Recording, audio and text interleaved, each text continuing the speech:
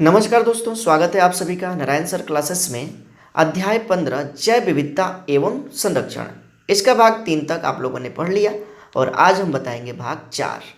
भाग 3 में हमने बताया जैव विविधता को संकट। इसका क्या मतलब, तो पृथ्वी पर बहुत सारी ऐसी जीवों की जातियाँ हैं, चाहे वो जंतु हो या पौधा, विलुप्ति के कगार पे। इसका मतलब है कि संकटग्रस्त है। इसका क्या कारण है, तो इसके बहुत से कारण हैं। इस कारणों के बारे में हमने भाग 3 में बताया, जैसे कि वन्य जीवों के आवास को नष्ट करना। इस तरह से बहुत सारे ऐसे कारण मिलेंगे। उनके जीवन के लिए, जीने के लिए जो अनुकूल वातावरण है वो प्राप्त न होना, ये सब मानवीय क्रियाकलापों के द्वारा प्रभावित हुए हैं और यह जीव धीरे धीरे संकटग्रस्त हो रहे हैं और विलुप्ति के कगार पे जा रहे हैं। अब आखिर में क्या किया जाए ताकि ये जीव विलुप्त न हो, उनको सुरक्षित रखा जाए, उसकी जातियां इस पृथ्वी पर बनी रहे, तो इसके लिए इन जीवों का संरक्षण आवश्यक है। और जैव विविधता का संरक्षण, इसी के बारे में हम आज के वीडियो में बात करेंगे। तो जुड़े रहिएगा हमारे इस चैनल से, और यदि आप हमारे इस चैनल पर नए हैं तो चैनल को जरूर सब्सक्राइब कीजिएगा, बेल आइकन को प्रेस कीजिएगा और इसको अपने मित्रों में ज़्यादा से ज़्यादा शेयर कीजिएगा। तो स्टार्ट करते हैं आज का सेशन, और इसमें हम जान लेते हैं सबसे पहले जैव विविधता का संरक्षण, यानी कि वन्य जीवन का संरक्षण। तो जो जीव संकटग्रस्त है, उन जीवों को उनके लिए उचित आवास प्रदान करके उसको उस स्थान पर रखना ताकि उसकी अगली पीढ़ी विकसित हो सके। इसका मतलब यह है कि उस संकटग्रस्त जीव को सुरक्षित स्थान पर रखना ही कहलाता है जैव विविधता का संरक्षण या उस जीव का संरक्षण। इसके लिए बहुत सारे ऐसे नेशनल पार्क है, जू है या राष्ट्रीय उद्यान है जिसको कि बनाया गया है और उस जीव को उस स्थान पर रख करके उसके अनुरूप उसको आवास और वातावरण प्रदान किया जा रहा है और उसको संकटग्रस्त से, उसको विलुप्ति से बचाया जा रहा है। अब हम बात करेंगे कि जैव विविधता के संरक्षण की कितनी विधियां हैं।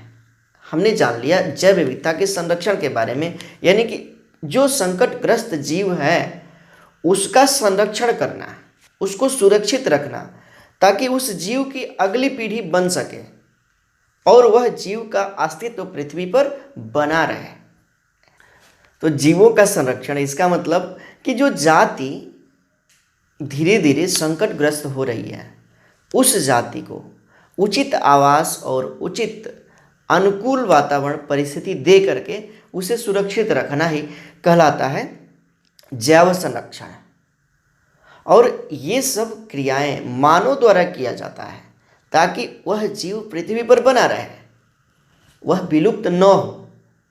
विलुप्ति से पहले उसे पहचाना जाए कि कौन सा जीव संकटग्रस्त है और उसे उचित आवास दिया जाए, उचित स्थान पर रखा जाए, उचित पोषण दिया जाए, जिससे कि उसका विकास हो, वो विलुप्त न हो। यही कहलाता है संरक्षण।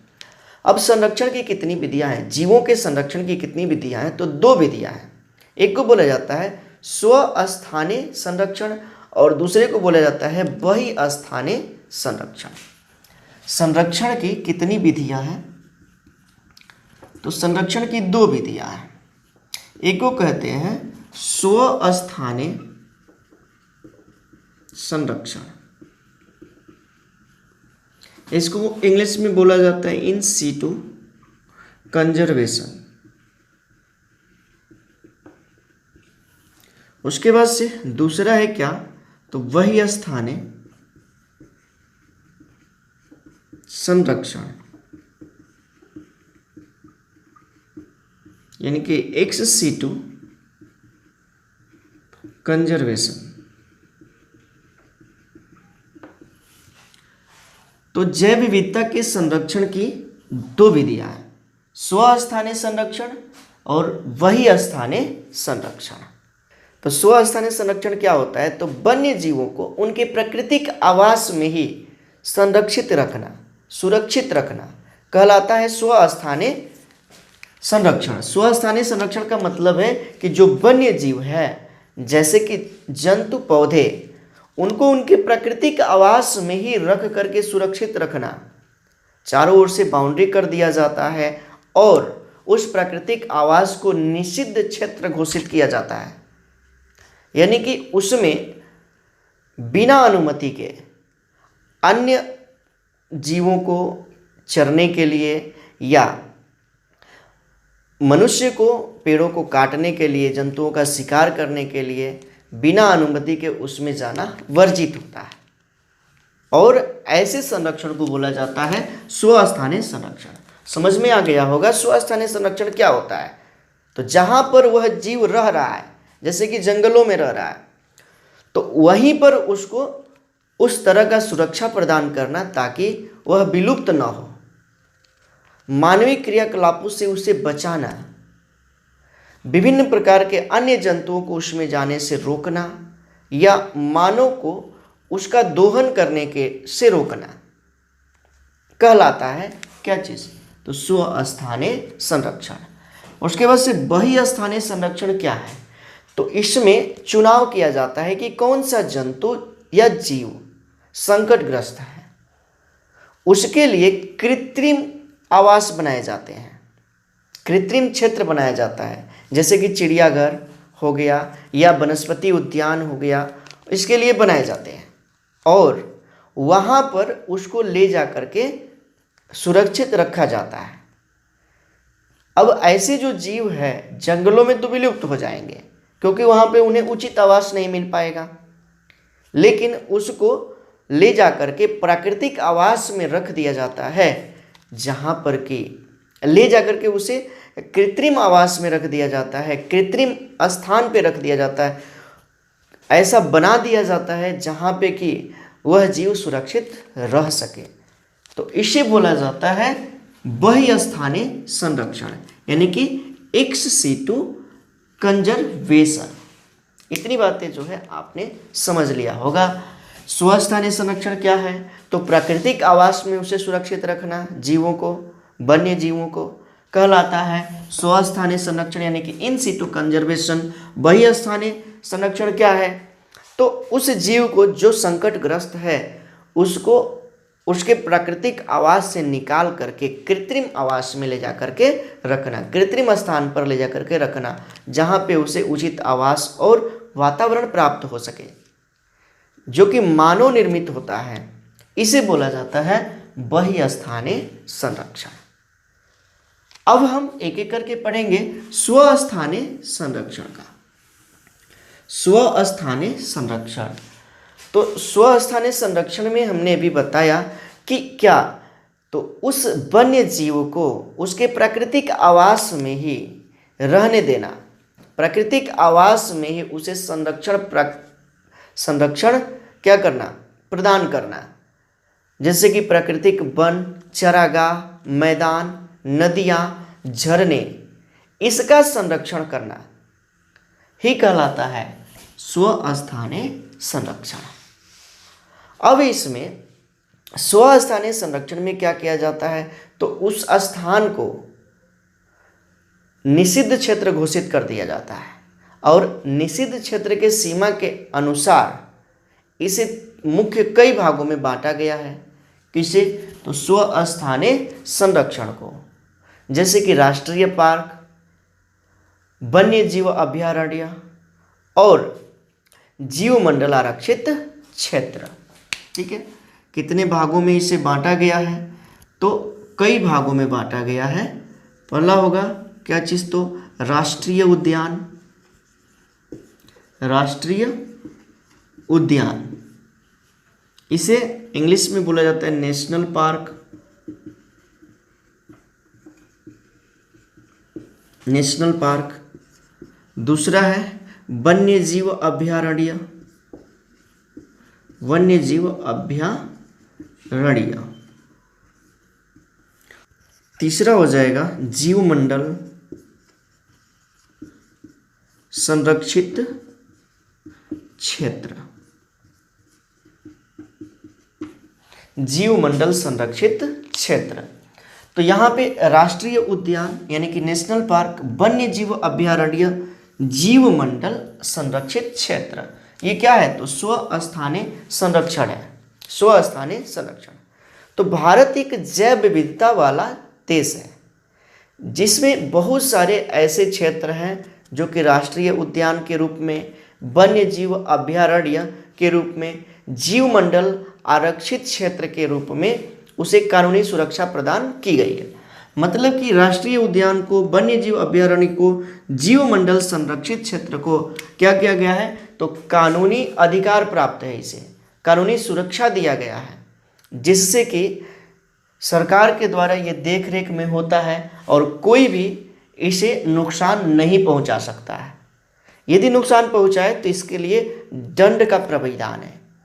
तो ये चीज़ है यहाँ पे। अब बात किया जाए कितने राष्ट्रीय उद्यान है भारत में, वन्य जीव अभयारण्य कितने हैं, जीवमंडल संरक्षित क्षेत्र कितने हैं, ये बहुत ही इंपॉर्टेंट है। यहाँ से क्वेश्चन बनते हैं, कई बार क्वेश्चन पूछ लिए गए हैं। तो भारत में जो राष्ट्रीय उद्यानों की संख्या है वह है, राष्ट्रीय उद्यानों की संख्या 90। उसके बाद से वन्य जीव अभयारण्य, वन्य जीव अभयारण्य की जो संख्या है वह है 448 और 15 जीवमंडल संरक्षित क्षेत्र है। यानी कि 90 राष्ट्रीय उद्यान है, वन्य जीव अभयारण्य 448 है और जीवमंडल संरक्षित क्षेत्र 15 है। इसी चीज़ को हम एक एक करके अब हम पढ़ेंगे। तो सबसे पहले आपको लिखना होगा जैव विविधता का संरक्षण, जैव विविधता का संरक्षण, और ये चीज़ आपके स्क्रीन पर दिखाई दे रही है और इस चीज़ को आप लिखिएगा।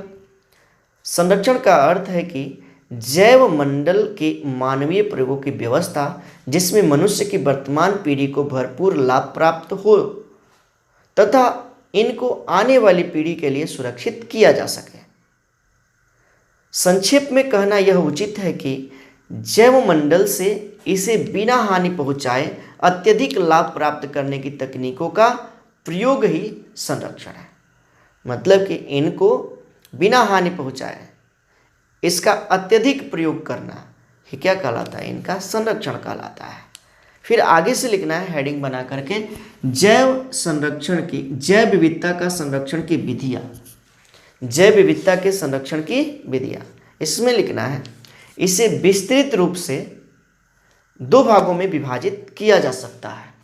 पहला होगा स्वस्थानीय संरक्षण यानी कि इन सिटू कंजर्वेशन, और दूसरा हो जाएगा बहिस्थानीय संरक्षण यानी कि एक्स सिटू कंजर्वेशन। ये चीज़ें हमने अभी बताया हुआ है। अब इसमें हेडिंग बना लेना है ये पहला स्वस्थानीय संरक्षण यानी कि इन सिटू कंजर्वेशन।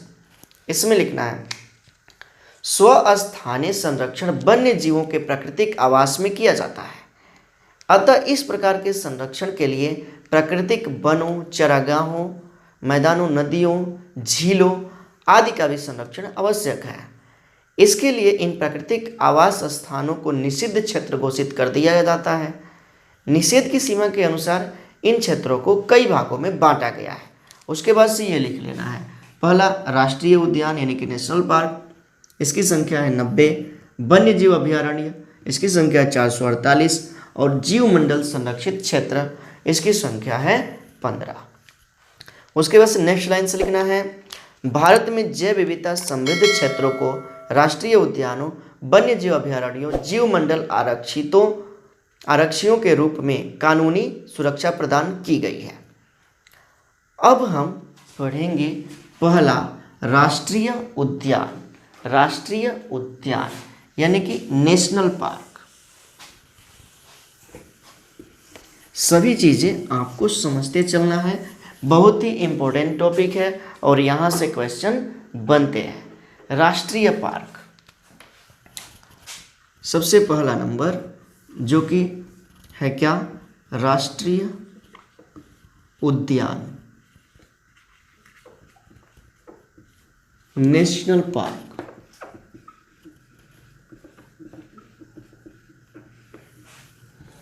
इसे समझना है नेशनल पार्क है क्या। तो स्व स्थानीय संरक्षण में पहला क्या है, राष्ट्रीय उद्यान। इसके बारे में हम विस्तार से जानेंगे। तो बहुत सारे ऐसे स्व स्थानीय संरक्षण हैं जहाँ पे वन्य जीवन और उसके अनुरूप जो पारिस्थितिक तंत्र है, पर्यावरण है, उनको संरक्षण किया जाता है। तो उसी में से एक आता है राष्ट्रीय उद्यान यानी कि नेशनल पार्क। तो राष्ट्रीय उद्यान नेशनल पार्क एक प्रकार का स्व स्थानीय संरक्षण है जहाँ पर वन्य जीवन और पर्यावरण दोनों को सुरक्षित रखा जाता है। यानी कि मानव के द्वारा, सरकार के द्वारा वन्य जीवन और पर्यावरण दोनों को सुरक्षित रखा जाता है। यहाँ पर शिकार करना और पशुओं को चराना पूर्ण रूप से वर्जित है। यानी कि यहाँ पर पशु को कोई नहीं चरा सकता है इस स्थान पे, और यहाँ पे शिकार कोई नहीं कर सकता है, और इनमें कोई व्यक्तिगत स्वामित्व भी नहीं होता है। इसका मतलब है कि कोई एक व्यक्ति इसका मालिक नहीं है। इसका जो मालिक है गवर्नमेंट है, सरकार है, और इनकी स्थापना और नियंत्रण केंद्र सरकार के हाथ में होता है। यानी कि इसकी स्थापना केंद्र सरकार करेगी, इसका नियंत्रण भी केंद्र सरकार करेगी, लेकिन यहाँ का जो व्यवस्था है, व्यवस्था संबंधित जो भी कार्य होंगे वो राज्य सरकार के जिम्मे होता है। और हमने बताया क्या यहाँ पे कि भारत में कुल 90 राष्ट्रीय उद्यान हैं। भारत में कुल कितने राष्ट्रीय उद्यान हैं? तो 90 नेशनल पार्क है। और मेन जो नेशनल पार्क है उसको हम यहाँ पर लिखेंगे, और उसे आपको याद रखना है कि वह नेशनल पार्क क्यों है और किन जीवों को वहाँ पे सुरक्षित रखा गया है और वो कहाँ पे है। ये चीज़ें याद रखनी है क्योंकि ये बार बार रिपीट करते हैं, पूछा जाता है ऐसे क्वेश्चन। तो चलिए उसको हम बोर्ड पे लिखते हैं और उसके बाद से हम समझते हैं। तो यहाँ पे हमने लिख लिया है कि देश में इम्पोर्टेंट मुख्य राष्ट्रीय उद्यान कौन कौन से हैं जो कि एग्जामिनेशन में पूछे जाते हैं। तो यहाँ पे हमने लिखा है सबसे पहला गिर राष्ट्रीय उद्यान। यह गुजरात में है। गुजरात का एक शहर है जिसका नाम है जूनागढ़, स्थान है जूनागढ़। यहाँ पे है क्या चीज़, गिर राष्ट्रीय उद्यान। और यह जो राष्ट्रीय उद्यान है बब्बर शेर के लिए जाना जाता है, मतलब कि बब्बर शेर यहीं पे है। तो शेर के लिए प्रसिद्ध ये राष्ट्रीय उद्यान है जिसका नाम है गिर राष्ट्रीय उद्यान। कहाँ पे है? तो गुजरात में। गुजरात के किस स्थान पे? तो जूनागढ़ में। उसके बाद से दूसरा है जिम कॉर्बेट राष्ट्रीय उद्यान। यह उत्तराखंड में, उत्तराखंड के नैनीताल में। ये बातें याद रखना है, नाम और स्थान बहुत ही जरूरी है। और इसमें जो जीव सुरक्षित रखे गए, हाथी, बाघ, चीता, ये सब जीव जो है यहाँ पे सुरक्षित रखे गए। उसके बाद से तीसरा दुधवा राष्ट्रीय उद्यान, ये उत्तर प्रदेश में है। दुधवा राष्ट्रीय उद्यान कहाँ पे? तो उत्तर प्रदेश में। हाथी, बाघ, चीता, हिरण, नीलगाय, इसके लिए ये माना जाता है। उसके बाद से अगला है काजीरंगा राष्ट्रीय उद्यान। काजीरंगा राष्ट्रीय उद्यान ये कहाँ है? तो असम में है। और सबसे इंपॉर्टेंट बात, एक सींग वाला गेंडा, ये बात याद रखना है, एक सींग वाला गेंडा के लिए प्रसिद्ध है। कौन? काजीरंगा राष्ट्रीय उद्यान। एक और बात बताएंगे जिम कॉर्बेट राष्ट्रीय उद्यान के बारे में कि यह भारत का पहला राष्ट्रीय उद्यान है। भारत का पहला राष्ट्रीय उद्यान है। कौन? जिम कॉर्बेट राष्ट्रीय उद्यान। आगे बढ़ते हैं, पांचवा कान्हा राष्ट्रीय उद्यान। ये कहाँ पे है? तो मध्य प्रदेश में। कान्हा राष्ट्रीय उद्यान कहाँ पे है? तो मध्य प्रदेश में। बाघ, चीतल, तेंदुआ के लिए ये जाना जाता है। आपको नाम और राज्य जहाँ पे ये उद्यान उपस्थित है इसका नाम याद रखना है, किस स्थान पे उपस्थित है और वह राष्ट्रीय उद्यान का नाम क्या है। आगे छठा जो है सुंदरबन राष्ट्रीय उद्यान, ये भी बहुत इंपॉर्टेंट है, पश्चिम बंगाल में है। ये कहाँ पे? तो पश्चिम बंगाल में। और ये बाघ के लिए जाना जाता है। उसके बाद से सातवां राजाजी राष्ट्रीय उद्यान, ये उत्तराखंड में है। और मानस राष्ट्रीय उद्यान ये कहाँ पे है? तो असम में। एक और राष्ट्रीय उद्यान है जो कि बहुत ही इंपॉर्टेंट है जिसका नाम है केवलादेव राष्ट्रीय उद्यान। जिसका नाम है केवलादेव राष्ट्रीय उद्यान। ये कहाँ पे उपस्थित है आपको बताना है। केवलादेव राष्ट्रीय उद्यान कहाँ पर उपस्थित है, कमेंट बॉक्स में इसको लिखना है। बहुत ही इंपॉर्टेंट है, इसका स्थान पूछा जाता है और किस लिए प्रसिद्ध है ये भी आपको कमेंट में लिखना है। ठीक, तो ये हो गया राष्ट्रीय उद्यान। अब हम दूसरा जानेंगे वन्य जीव अभयारण्य। स्वस्थानीय संरक्षण में दूसरा आ जाएगा वन्य जीव अभयारण्य। तो सबसे पहले आप हेडिंग बनाइएगा राष्ट्रीय उद्यान यानी कि नेशनल पार्क, और इसमें लिखना है राष्ट्रीय उद्यान वन्य जीवन एवं पारिस्थितिक तंत्र दोनों के संरक्षण के लिए सुनिश्चित है, अतः इनमें शिकार करना एवं पशु चराना पूर्ण रूपेण वर्जित होता है तथा इनमें व्यक्तिगत स्वामित्व का अधिकार नहीं दिए जाते।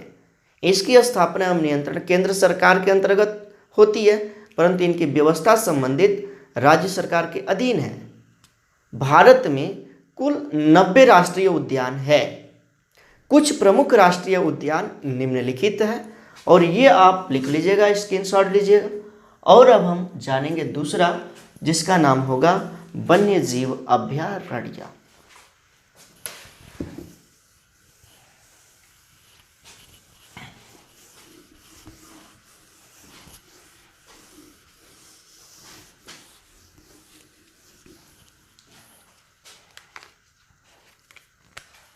दूसरा वन्य जीव अभयारण्य, यह भी क्या है तो स्वस्थानीय संरक्षण है वन्य जीव अभयारण्य। तो ये यहाँ पे है वन्य जीव अभयारण्य। इसकी कितनी संख्या है तो हमने बताया है 448। कितनी तो 448 भारत में वन्य जीव अभयारण्य की। और यहाँ पर वन्य जीव अभयारण्य का एकमात्र उद्देश्य है वन्य जीवों का संरक्षण। वन्य जीवों का संरक्षण यानी कि जितने भी वन्य जीव हैं उसको सुरक्षित रखा जाए। तो इस अभयारण्य का उद्देश्य क्या है तो एकमात्र इसका उद्देश्य है यहाँ के वन्य जीवों का संरक्षण, वन्य जीव सुरक्षित रहे। यहाँ पर अनुमति दी जाती है प्रतिबंध के साथ कि आप यहाँ के जीवों को कोई नुकसान नहीं करेंगे। क्या अनुमति दी जाती है क्या करने के लिए तो पशुओं को चराने के लिए या पेड़ों को काटने के लिए लकड़ी के रूप में अनुमति दी जाती है, लेकिन प्रतिबंधित होता है कि इस जो आपको करने को कहा गया आप वही करिए। यदि दूसरा करेंगे तो आप वन्य जीव को हानि पहुंचा रहे हैं। तो कहने का ये मतलब है कि यहाँ पे स्वामित्व भी प्रदान है लकड़ी काटने के लिए या पशु को चराने के लिए, लेकिन ये सब प्रतिबंध के साथ दिए जाते हैं। इन क्रियाकलापों से वन्य प्राणी प्रभावित न हो, इनकी स्थापना एवं नियंत्रण राज्य सरकार के अंतर्गत आता है। अभी बताया गया राष्ट्रीय उद्यान, उसमें उसका जो स्थापना है वह केंद्र सरकार के अंतर्गत आता है, स्थापना और नियंत्रण, और उसकी देखरेख राज्य सरकार के रूप में की जाती है, राज्य सरकार करता है। लेकिन यहाँ पर इसका नियंत्रण और इसकी स्थापना राज्य सरकार करती है, यानी कि राज्य सरकार के अधीन होती है। और यहाँ पे हमने बता ही दिया कि 448 वन्य जीव अभयारण्य है। तो यहाँ पर आपको हेडिंग बनाना है, आपके स्क्रीन पे दिखाई दे रहा होगा वन्य जीव अभयारण्य, और इसमें लिखना है अभयारण्यों का उद्देश्य केवल वन्य जीवन का संरक्षण करना होता है, अतः इनमें व्यक्तिगत स्वामित्व, लकड़ी काटने, पशुओं को चराने आदि की अनुमति इस प्रतिबंध पर दी जाती है कि क्रियाकलापों से वन्यजीव प्रभावित न हो। इनकी स्थापना एवं नियंत्रण संबंधित राज्य सरकार के अधीन होती है। भारत में कुल लगभग 448 अभयारण्य है। अब हम यहाँ पर कुछ इम्पोर्टेंट अभयारण्य को बोर्ड पे लिखेंगे जो कि भारत के उचित स्थान पे ये स्थित है। उस स्थान का नाम लिखेंगे, अभयारण्य का नाम लिखेंगे और वे किन जीवों के लिए बनाए गए हैं इसके भी बारे में हम यहाँ पे नोट करेंगे। उसके बाद से हम उसको पूरा समझाएंगे। तो चलिए बोर्ड पे लिखते हैं पहले, उसके बाद से। तो यहाँ पे हमने कुछ इम्पोर्टेंट अभयारण्य के बारे में लिखा हुआ है और यह अभयारण्य बहुत ही इम्पोर्टेंट है, याद रखना है। यहाँ से बहुत ज़्यादा क्वेश्चन आते हैं। तो देख लेते हैं। सबसे पहला है रणथंभौर अभयारण्य। रणथंभौर अभयारण्य ये कहाँ पे है? तो यह राजस्थान में है। चीता, बाघ, शेर इसके लिए यह जाना जाता है। उसके बाद से पेरियार अभयारण्य ये केरल में है। ये भी चीता, हाथी, तेंदुआ इसके लिए जाना जाता है। आपको अभयारण्य का नाम याद रखना है और कहाँ पे वो स्थित है ये याद रखना है, बहुत ही इम्पोर्टेंट है ये। आगे तीसरा हजारीबाग वन्यजीव अभयारण्य, ये झारखंड में है और चीता, भालू, तेंदुआ इसके लिए ये जाना जाता है। आगे कैमूर वन्यजीव अभयारण्य ये बिहार में है। उसके बाद से नल सरोवर अभयारण्य ये गुजरात में है और जल पक्षी के लिए जाना जाता है। ये इंपॉर्टेंट है। नल सरोवर अभयारण्य कहाँ पे है? तो गुजरात में है। उसके बाद से पंचमढ़ी अभयारण्य मध्य प्रदेश में। मानस राष्ट्रीय उद्यान ये असम में ये उद्यान है। इसको जो है पहले बताया गया है। ये उद्यान कहाँ पे है? तो असम में है। उसके बाद से चंद्रप्रभा अभयारण्य उत्तर प्रदेश में है और चीता, भालू, नीलगाय के लिए जाना जाता है। तो ये इम्पोर्टेंट अभयारण्य है जिसके बारे में हमने यहाँ पर लिख दिया है। तो यहाँ पे हो जाता है दूसरा विकटतम वन्यजीव अभयारण्य और इसकी संख्या है 448। ये आपको याद रखना है। अब हम आगे बढ़े और इसका तीसरा भाग जानेंगे, जीवमंडल आरक्षित क्षेत्र। जीवमंडल आरक्षित क्षेत्र, तो इस चीज़ को मिटाएंगे, आपको स्क्रीनशॉट लेना है इसका। और आगे हम तीसरा देख लेते हैं। ये जितना भी चीज़ें यहाँ पे बताया जा रहा है ये सब इम्पोर्टेंट है, बहुत ही इम्पोर्टेंट है। और तीसरा देख लेते हैं। तीसरा क्या है? तो जीवमंडल आरक्षित क्षेत्र। जीवमंडल आरक्षित क्षेत्र।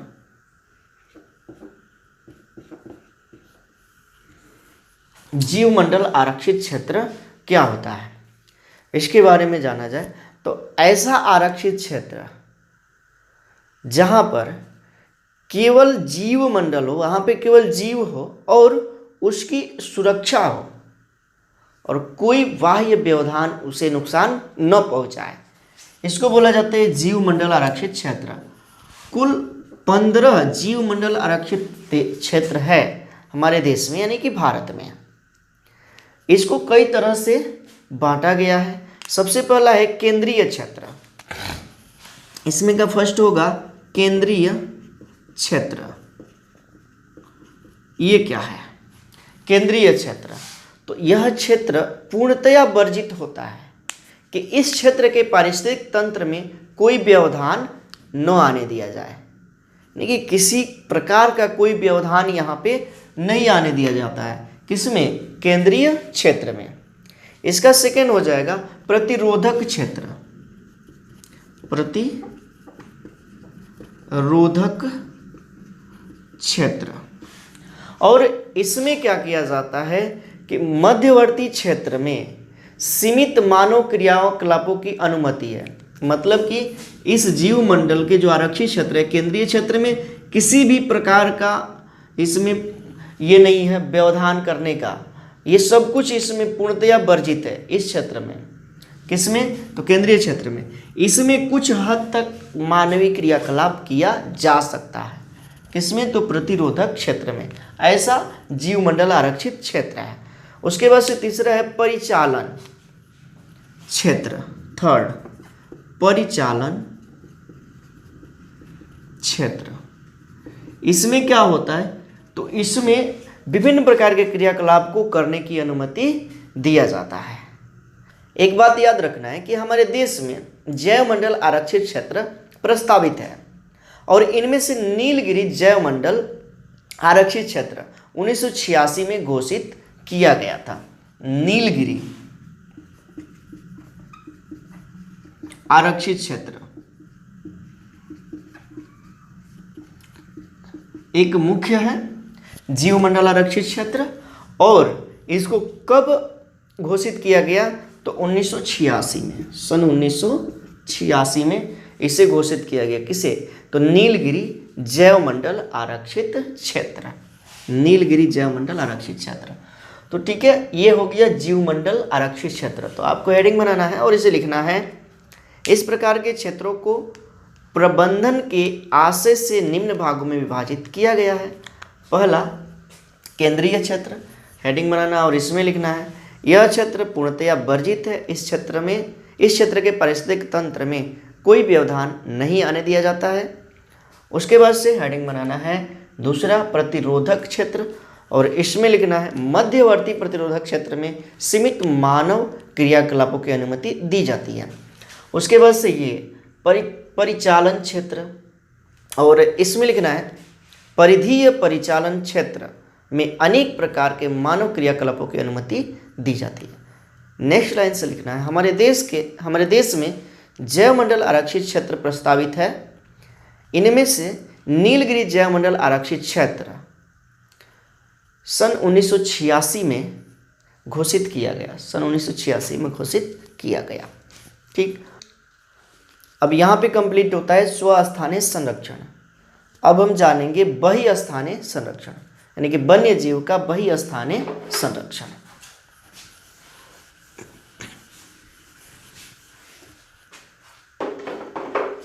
वन्य जीव का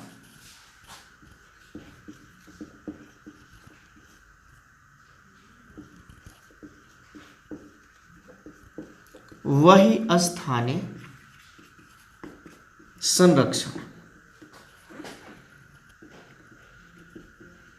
यानी कि एक्स सीटू कंजर्वेशन, यानी कि वन्य जीवों का बहिस्थानीय संरक्षण।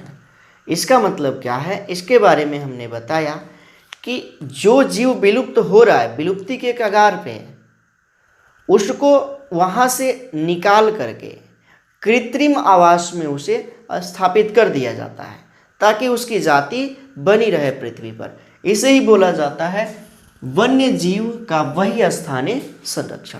ठीक, तो इसमें आपको लिखना है, हेडिंग बना लेना है, ये वन्य जीव का बहिस्थानीय संरक्षण, और इसमें लिखना है इस संरक्षण को संकटोत्पन्न पादपों तथा जंतुओं का उनके प्राकृतिक आवास से अलग एक विशेष स्थान पर उनकी अच्छी देखभाल की जाती है और सावधानीपूर्वक संरक्षित किया जाता है। जंतु उद्यान, वनस्पति उद्यान, वन्य जीव सफारी पार्कों का यही उद्देश्य है। मतलब कि वनस्पति उद्यान हो गया या जंतु उद्यान हो गया, जैसे कि जू, चिड़ियाघर, ये इसका एग्जाम्पल है। किसका? तो वन्य जीव संरक्षण का वन्य जीव का बहिस्थानीय संरक्षण, इसका एग्जाम्पल है। फिर आगे से लिखना है, ऐसे बहुत से जंतु हैं जो कि वनों में विलुप्त हो गए हैं परंतु उनको उद्यानों में सुरक्षित रखा गया है।